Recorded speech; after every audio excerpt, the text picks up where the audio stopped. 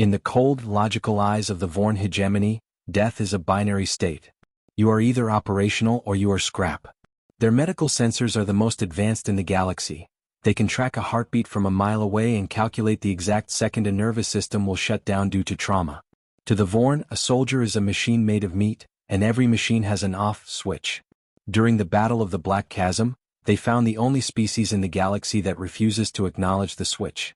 Sergeant Grit Donovan was the last man standing on Bridge 4.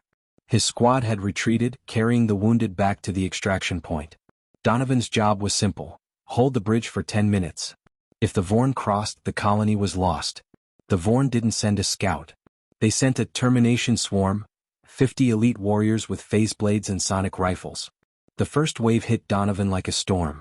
A phase blade pierced his shoulder, a sonic blast cracked his ribs. He didn't retreat.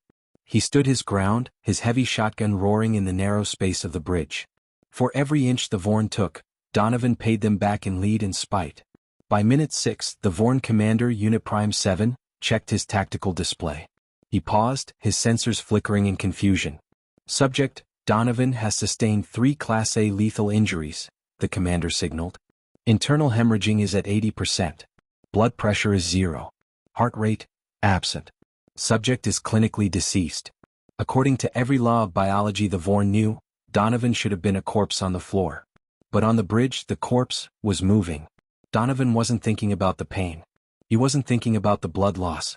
He was trapped in the Omega Directive, the primal, evolutionary basement of the human mind. When a human is pushed beyond the point of death, but the objective remains unfulfilled, the brain enters a state of hyperfocus. It dumps every remaining milligram of ATP and neurochemicals into the muscles in one final, sustained surge. It's a death dive, a biological refusal to stop until the task is done.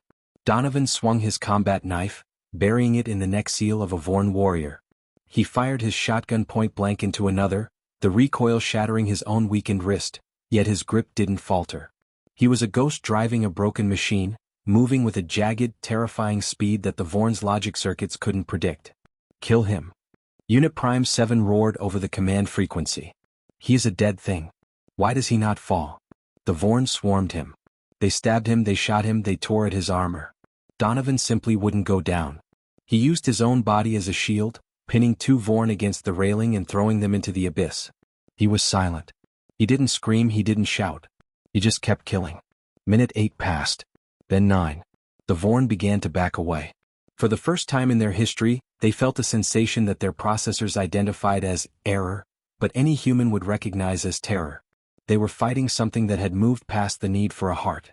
They were fighting the sheer, concentrated will of a predator that had decided it was not finished yet. At minute 10, the bridge's demolition charges, set by the retreating squad, began to beep. Donovan looked at the Vorn. He let out a low, rattling breath, the last air in his lungs. He didn't try to run. He didn't try to save himself. He reached for the detonator on his belt. "Time's up," he whispered. The bridge vanished in a pillar of white fire. The Vorn never found enough of Donovan to study. But the data from their sensors was sent back to the hegemony's high command. They watched the recording of those final 10 minutes, the 10 minutes a dead man held a bridge against a legion. The Galactic Council's final report on the Omega Directive was the most chilling document ever filed in the Sol sector. Advisory: a human is not defeated when they die. They are only defeated when they decide to stop. They possess a death drive that allows them to maintain motor function and combat lethality for several minutes after clinical death has occurred.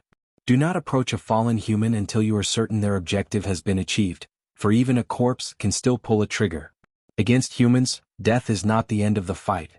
It is merely the beginning of the end for you. Humanity had proven the ultimate evolutionary HFY truth. We are the ones who don't know when to quit. We are the ones who fight past the flatline. And if you stand between a human and their goal, not even death will save you from us.